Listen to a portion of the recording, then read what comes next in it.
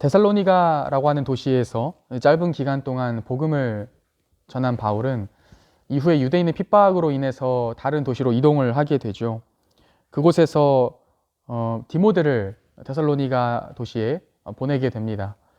그리고 디모데가 다시 돌아와서 바울에게 긍정적인 보고를 하게 되죠.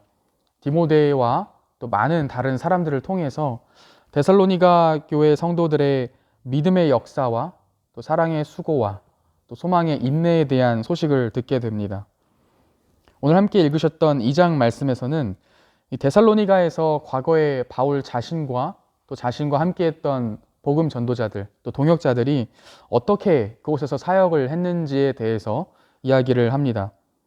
그러면서 데살로니가 교회 성도들을 향한 바울의 애틋한 심정을 이야기를 하게 되죠.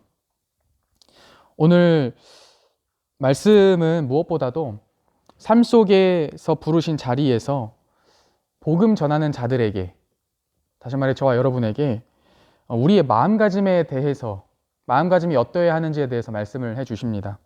오늘 함께 한 절 한 절씩 보시면서 사도 바울의 심정이 어떠했는지, 어떻게 사역을 했고 또 그들이 데살로니가 교회 성도들에 대하여 갖고 있는 그 사랑의 마음이 얼마나 큰지 함께 살펴보도록 하겠습니다. 1절을 보시면 우리가 너희에게 간 것이 헛되지 않은 일이다 라고 이야기하면서 오늘 본문을 시작합니다. 2절에 보시게 되면 바울과 또 그와 함께 했던 사람들이 빌립보에서 고난과 핍박을 당했음에도 불구하고 하나님 안에서 담대함으로 하나님의 복음을 너희에게 전하였다라고 기록을 하죠. 우리의 복음 전파가 3절에서 보시듯이 간사함이나 부정이나 속임으로 된 것이 아니라 진실되게 전달이 되었다라고 이야기를 합니다. 잘못된 메시지나 불순한 동기에 의해서나 교활한 방법을 통해서 복음을 전하지 않았다라고 하는 것이죠. 그래서 4절에 보시게 되면 하나님께 옳게 여기심을 입어 복음을 위탁받았다. 하나님께 인정을 받았다는 이야기입니다. 하나님께 인정을 받고 하나님께서 우리에게 복음을 맡겨주셨다라고 하는 것이죠. 그렇기 때문에 우리가 사람이 아니라 하나님을 기쁘게 하기 위해서 복음을 전했다라고 이야기합니다. 우리의 마음의 동기가 사람을 기쁘게 하는 데 있었던 것이 아니라 하나님을 섬기고 하나님을 기쁘시게 하는 데 있었다라고 이야기하는 것이죠. 왜냐하면 그분이야말로 우리의 마음을 꿰뚫어 보시는, 우리의 마음을 감찰하시는 분이시기 때문에 그렇습니다. 5절에 보시면 우리가 복음을 전할 때에 결코 아첨하는 말이나 탐심의 탈을 쓰지 않고 전했다라고 이야기하죠. 아부해서 사람들에게 좋게 보인다던가 허세를 부린다던가 그리고 내 안에 있는 욕심을 마치 겉으로는 없는 척으로 연기를 한다던가 그러한 방식으로 복음을 전하지 않았다라고 하는 것입니다. 자신의 배를 채우고 자신의 개인적인 이윤을 추구하기 위해서 복음을 전한 것이 아니라 하나님 앞에서 진실되게 전하였다라고 하는 진심을 이야기하고 있는 것이죠. 코람데오의 심정으로 하나님 앞에서 정직하고 성실하게 맡겨주신 복음을 잘 전달했다라고 하는 것입니다. 사람에게서 영광을 구하거나 인정을 구하지 않았다라고 6절에서 이야기하죠. 사적인 동기를 가지고 개인적인 영광과 명예를 추구한 것이 아니다라고 이야기합니다. 너희에게 대가를 바라고 한 것이 아니라고 말하는 것이죠. 오히려 7절에 보시면 우리가 사도로서 너희에게 도움을 요구할 수 있는 그 권위가 있음에도 불구하고 그렇게 하지 않았다라고 이야기합니다. 뒤에 등장하는 유순한 자처럼 했다라고 하는 그 유순한 자라고 하는 말은 문자 그대로 옮기면 갓난아이처럼 했다라고 이야기하는 것입니다. 다시 말하면 어떤 불순한 동기나 의도 없이 순수하게 자신들의 지위와 특권을 이용하지 않고 복음을 전달했다라고 이야기하는 것이죠. 마치 아이의 유모가 그 어머니가 자신의 아이를 돌보듯이 우리가 너희를 생각하고 너희에게 사역을 했다라고 말을 합니다. 다정하고 온화한 어머니가 헌신적으로 자기 아이를 돌보듯이 그렇게 사역을 했다라고 하는 것이죠. 8절에 보시면 우리가 너희를 너무나 사모한다라고 이야기합니다. 우리가 너희를 너무나 원한다라고 하는 것이죠. 그래서 복음만 전한 게 아니라, 복음만 전해준 게 아니라 우리 자신들의 생명까지 너희에게 나눠주기를 우리가 즐거워하고 기뻐했다라고 이야기합니다. 엄청난 헌신적인 사랑이죠. 왜냐하면 그 이유에 대해서 이렇게 이야기합니다. 너희는 우리의 사랑을 받은 자들이니라 라고 이야기하죠. 조금 우리 감정을 이입해서 생각해 보면 별다른 이유가 없었다는 것입니다. 그냥 단지 이유가 있다면 사랑하기 때문에 사랑했다라고 하는 것이죠. 마치 엄마가 아이의 불편함과 배고픔을 해결해 주기 위해서 밤을 꼴딱 새듯이, 마치 엄마가 아이를 기를 때 아이에게 위험이 닥쳐왔을 때에 그 아이를 위해 자신의 몸을 던져서 그 아이를 보호하듯이 헌신적인 사랑으로 데살로니가 교인들을 바울이 그들에게 복음을 전하고 그들을 케어했다라고 하는 것이죠. 9절에 보시면 우리가 밤낮으로 일하며 복음을 전하기 위해 얼마나 수고하고 애썼는지 너희가 잘 알 것이다 라고 이야기하죠. 여기서 우리는 바울이 복음을 전하기 위해서 육체 노동을 했음을 알 수 있죠. 일을 했다는 것입니다. 자신의 배와 이윤을 추구하기 위해서가 아니라 복음을 잘 전하기 위해서 육체 노동을 감당했다라고 하는 것입니다. 우리의 진심과 그 진실성에 대하여 10절에 보시면 너희와 그리고 하나님이 증언하시지 않느냐라고 이야기합니다. 11절에 보시면 7절에서 우리가 보았던 그 어머니 비유에 이어서 아버지에 대한 비유를 들어서 바울이 어떻게 자신이 그들에게 사역을 하고 복음을 전했는지 이야기를 합니다. 마치 아버지가 자기 자녀에게 하듯 내가 너희 한 사람 한 사람에게 격려하고 위로하고 또 너희들이 잘 지내고 있는가 확인했다라고 이야기합니다.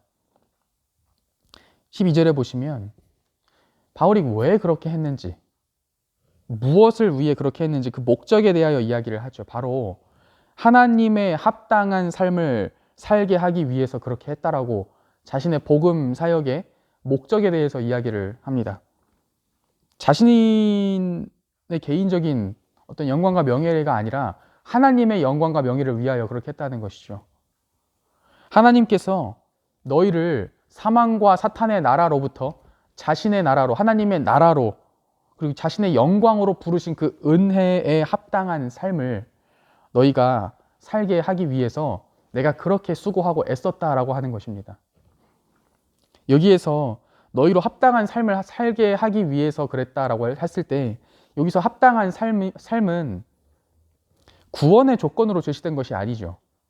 너희가 합당한 삶을 살아야 하나님께서 너희를 자기의 나라, 영광으로 부르시기 때문에 내가 너희들에게 복음을 전했다라고 이야기하지 않습니다. 합당한 삶이 구원의 조건으로 제시되지 않는다라고 하는 것이죠. 오히려 하나님께서 그렇게 하신 것에 대한, 하나님께서 너희들에게 베푸신 구원에 대한 그 은혜에 대한 반응과 결과로서 너희들이 합당한 삶을 살아야 한다라고 이야기합니다. 다시 말하면 너희들의 거룩을 위한 것이다 라고 이야기하죠.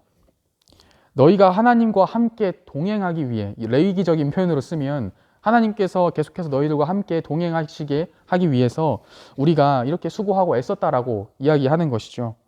우리의 개인적이고 이기적인 만족과 유익이 아니라 하나님 안에서 너희의 만족과 유익을 위해서 우리가 이렇게 애썼다라고 이야기합니다.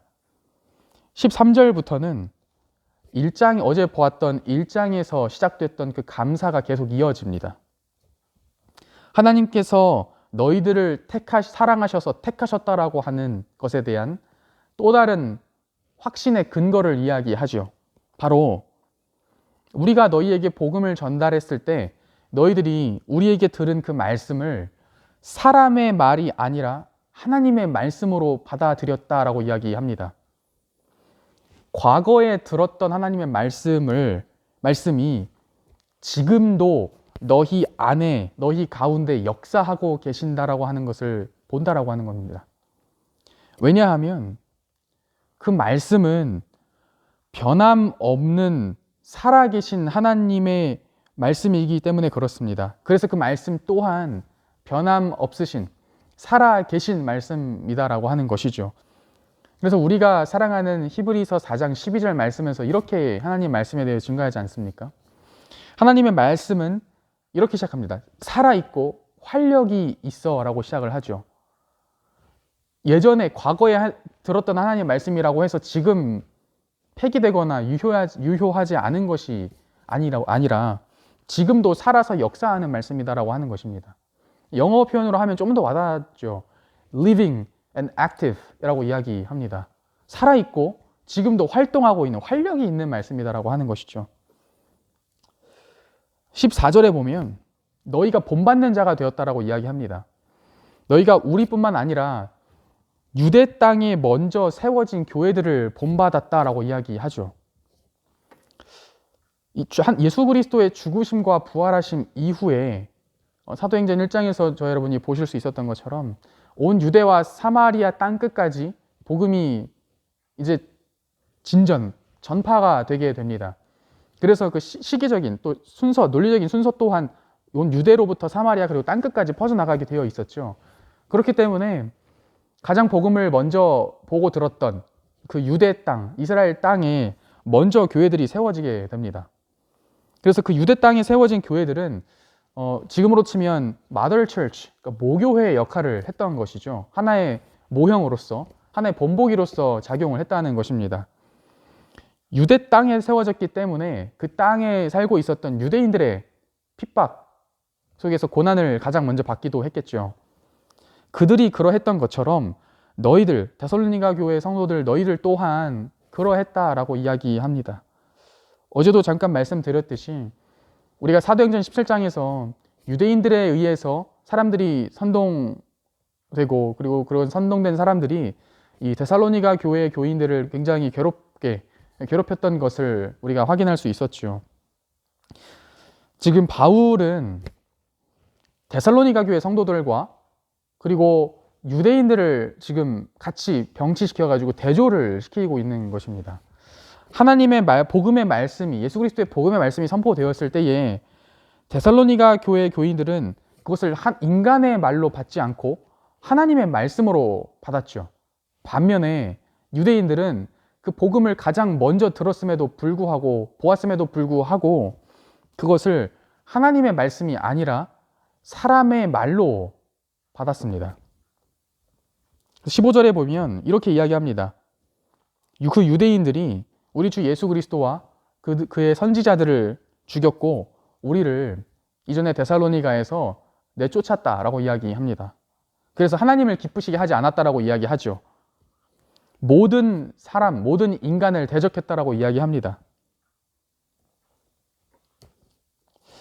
하나님께서는 지금 이 순간에도 예수 그리스도의 복음을 듣고 많은 영혼들이 구원받길 원하십니다. 모든 믿는 자에게 구원을 주시는 하나님의 능력이 되는 그 복음이요, 온 인류에게 축복이라는 말이죠. 왜냐하면 그 복음이 죄로 인해 끊어졌던 하나님과 인간과의 관계를 다시 회복시켜 주기 때문에 그렇습니다. 복음을 통해서 하나님과의 끊어졌던 관계가 다시 화목하게 된다는 것이죠. 자기 자신만 그러한 것이 아니라 자기 자신의 삶을 통하여 다른 사람들이 복음을 알게 되고 바라보게 된다라고 하는 것이죠. 하지만 유대인들은 지금 그 복음이 진전하는 것을, 복음이 전파되는 것을 가로막고 있는 걸림돌 역할을 감당하고 있는 것이죠. 그래서 그 유대인들이 16절에 보시면 하나님의 진노를 끝까지 가득 임하게 했다라고 이야기합니다. 시제를 좀 눈여겨보았으면 좋겠는데요. 그 하나님의 진노가 이미 임했다라고 이야기하죠. 그 유대인들, 예수 그리스도를 구주로 영접하지 않는 그 유대인들이 나중에 받을 최종 심판이 이미 마치 이미 지금 임한 것처럼 이야기를 합니다. 그 이유는 하나님의 진노하심이 그러한 방식으로 나타나기 때문에 그렇죠. 로마서 1장 후반부에서 여러분들이 보셨듯이 하나님의 진노하심이 지금 이 불의로 진리를 막는 자들의 경건하지 않음과 그들의 불의에 대하여 하늘로부터 명백하게 나타났다라고 이야기를 합니다. 그것이 어떻게 나타났다라고 이야기를 하죠? 하나님께서 그들을 그 마음에, 그 정욕에 옳은 대로 행하도록 그냥 내버려 두신 것입니다. 하나님께서 그들을 그냥 그렇게 살도록 내버려 두신 것으로 하나님의 진노가 이미 그들에게 나타났다라고 이야기하죠. 지금 바울이 지금 이 얘기를 하고 있는 이유가 바로 이것입니다. 그렇다라고 한다면, 유대인들을 그냥 그렇게 내버려 두셔서 하나님께서 그들에게 진노를 쏟아 부으셨다라고 한다면, 그러면 너희 삶 가운데 고난을 허락하신 하나님께서는 너희를 얼마나 사랑하고 계시냐라고 하는 것입니다. 하나님께서 얼마나 너희들의 삶을 붙들고 계시냐라고 하는 것을 반증하고 있는 것이죠. 하나님께서 너희들을 선택하시고 너희들을 구원하셔서 고난 후에 영광으로 인도하시는 그 하나님의 은혜가 얼마나 크냐라고 이야기합니다.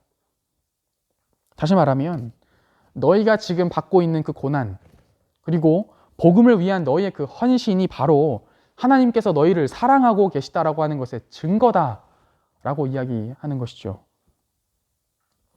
오늘 본문 후반부에 가게 되면 17절, 18절에 보게 되면 바울이 이렇게 이야기합니다. 그런 너희들을 내가 너무 정말 보고 싶다. 우리가 몸이 떨어져 있는 거지 지금 마음이 떨어져 있는 게 아니다라고 이야기하죠. 얼굴은 못 보고 있지만 마음은 함께하고 있다라고 이야기하는 것입니다. 사탄이 가로막아서 지금 너희들에게 나아갈 수는 없지만 내가 지금 너무 정말 너희들을 보고 싶다라고 하는 그 애틋한 마음을 표현을 하죠. 마치 연애 편지 같지 않습니까? 지금 롱디 하고 있는 거죠. 예를 들면 저도 최근까지 이제 미국에 있다가 이제 캐나다에 있는 교제하고 있는 자매하고 이제 한 달에 한 번씩 제가 이제 손편지를 쓰곤 했는데 그 심정이 좀 어떨지 좀 이해를 조금 할 수 있을 것 같습니다. 19절에서 20절에 보게 되면 바울이 이렇게 이야기를 하죠. 예수님께서 다시 오실 때에 우리의 소망과 기쁨과 자랑이 있다면 무엇이겠느냐? 바로 너희들이다 라고 이야기를 합니다. 너희야말로 우리의 영광과 기쁨이다 라고 이야기하죠.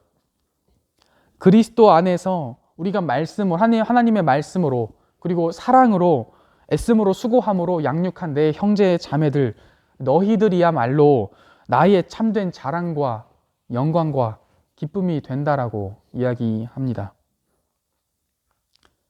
오늘 말씀을 보게 되면 바울이 과거에 데살로니가에서 했던 자신의 사역에서의 진실성과 그리고 그들을 향한 바울의 애틋한 사랑의 마음을 확인할 수 있습니다.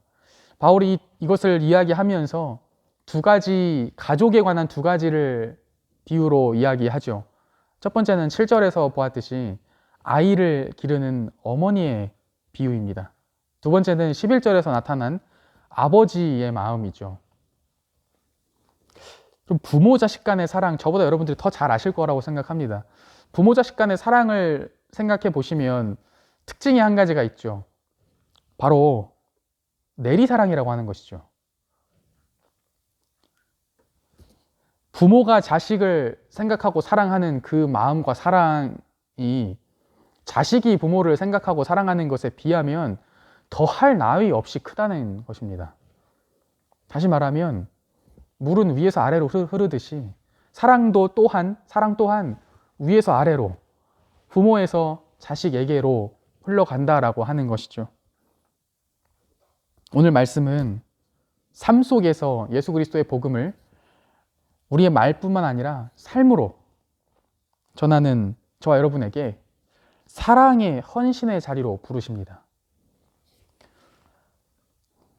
잘 아시겠지만 누군가를 양육한다라고 하는 것, 다시 말해 누군가를 진심으로 사랑하고 그 한 생명을 길러낸다라고 하는 것은 엄청난 헌신과 요구를 필요로 합니다. 헌신이라고 하는 말은 자기 자신을 내어 드린다라고 하는 말이죠. 어제 보았듯이 오늘 그 데살로니가전서 1장 3절의 말씀처럼 사랑의 수고를 필요로 합니다.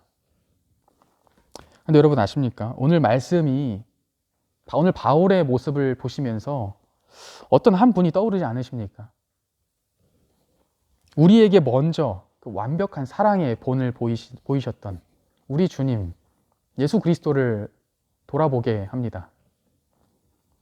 사실 바울과 데살로니가 교회 성도들에게 복음을 전했던 바울과 그 동역자들은 먼저 예수 그리스도를 통한 하나님의 크신 사랑을 받은 자들이죠. 예수 그리스도 안에서 하나님 아버지의 내리사랑을 먼저 경험했던 자들이었습니다. 하나님께서는 자신의 그 하나뿐인 아들 예수 그리스도를 하늘로부터 이 땅 가운데로 내려 보내주신 분이시죠. 예수님의 삶을 보면 그분 또한 자기의 삶을 사시면서 복음의 메시지를 말로만 전하지 않으셨습니다. 병자들을 찾아가시고 사망과 죽음에 살아가고 있는 그 병자들을 치유하셨습니다. 자기의 삶 전체를 내어드려서 골고다 언덕을 올라 십자가에 못 박혀 죽음을 당하셨죠. 자신의 전부를 저와 여러분을 위해서 내어주셨습니다. 자기 자신의 생명까지도 내어주기를 기뻐하셨죠. 그 이유가 있습니까? 다른 것이 아닙니다. 우리를 사랑하시기 때문에 그렇게 하신 것이죠. 사랑스럽지 않은 자들을 위해 사랑이신 하나님께서 이 땅 가운데 오셔서 우리를 위해 죽으셨다라고 하는 사실이 저와 여러분에게 큰 은혜로 다가옵니다. 나의 어떠함 때문이 아니죠. 우리에게 하나님께서 베푸신 그 사랑의 대가를 요구하시지도 않으시죠. 나의 능력에 따라 크기가 결정되는 그런 사랑도 아닙니다.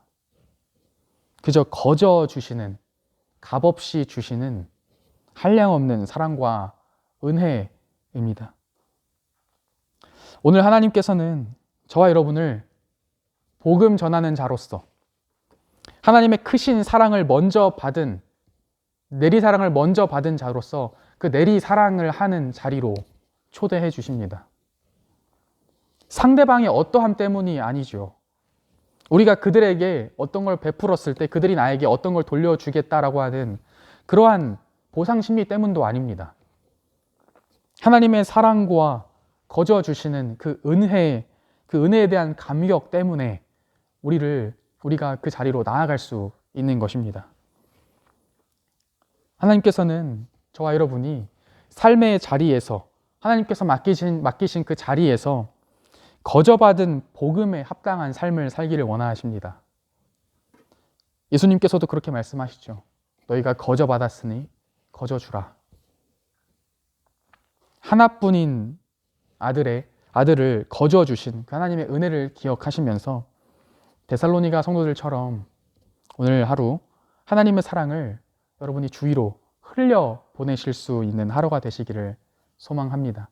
하나님 아버지께서 우리에게 베풀어 주신 사랑, 그 사랑에 비하면 우리가 하나님께 드리는 사랑, 흘려보내는 사랑은 턱없이 부족할 것입니다. 그 사랑을 기억하시며 한 걸음 한 걸음 내디딜 수 있는 오늘 하루 되시기를 소망합니다. 함께 기도하시겠습니다. 하나님 감사합니다. 사랑이신 하나님께서 그 사랑을 이 땅 가운데 보내주신 그 사건을 기억합니다. 그 예수님께서 그 사랑을 말로만 전하신 것이 아니라 자신의 삶 전부를 내어드림으로써 우리를 향한 하나님의 사랑을 확증하신 것을 우리가 또한 기억합니다. 하나님, 우리는 하나님 앞에 사랑받을 수 없는 자들에 불과하지만 하나님께서는 그러한 우리들을 사랑하셨고 또한 지금 사랑의 자리로 부르고 계십니다.